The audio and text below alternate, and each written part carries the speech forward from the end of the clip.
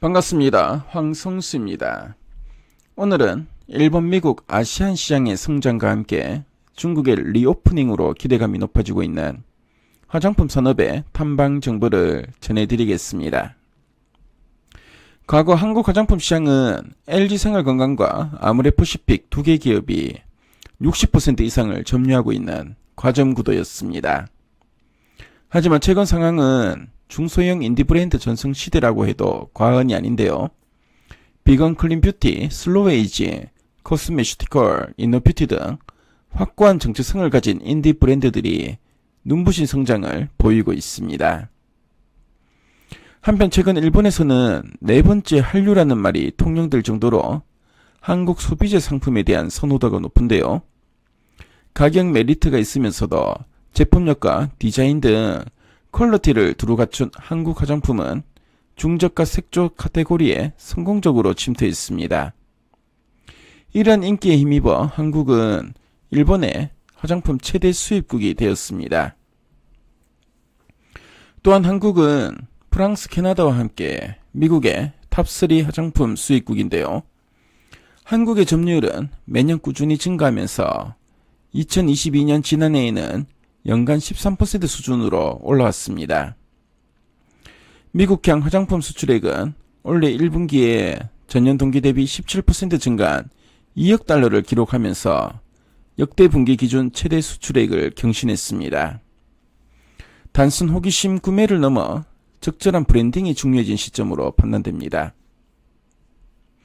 현재 중국 수입 화장품 시장에서 한국의 점유율은 다시 과거 수준으로 회귀하고 있습니다. 지난해 상위 5개국 중 한국이 가장 크게 타격을 받았는데요. 한국의 점유율 하락은 빠르게 성장하고 있는 로컬과 서구권, 일본 브랜드 등과의 경쟁이 심화되고 있는 영향이 커 보입니다. 베트남과 태국, 싱가포르, 말레이시아, 인도네시아, 필리핀 등 아세안양 화장품 수출은 1999년 이후 한 차례의 역성장도 없이 지속 증가 중인데요. 지난해 아세안양 수출액은 전년 동기 대비 15% 증가한 6억 3천만 달러를 달성하면서 역대 최고치를 경신했고요. 올해 1분기 수출액은 전년 동기 대비 39% 증가한 2억 1천만 달러를 기록했는데요. 이는 분기 기준 역대 최대 수출액입니다.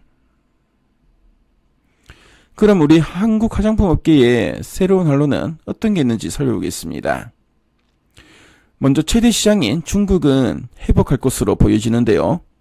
하늘길이 열리고 단체 관광객들이 명동으로 돌아오고 있습니다. 중국 리오프닝 효과를 누리면서 소비력이 있는 선진국과 성장 여력이 높은 신흥국에 주목해야 되는데요. 올해 면세점 매출액은 지난 1월에 전년 대비 34% 감소한 6억 4천만 달러를 기록했고요. 2월에는 전년 대비 28% 감소한 8억 6천만 달러를 기록하면서 감소폭을 줄여나가고 있습니다. 1월에는 항중 양국 간 단기 비자 발급 제한 조치와 따이공 송객 수수료율 인하로 인해 매출이 상대적으로 부진했고요.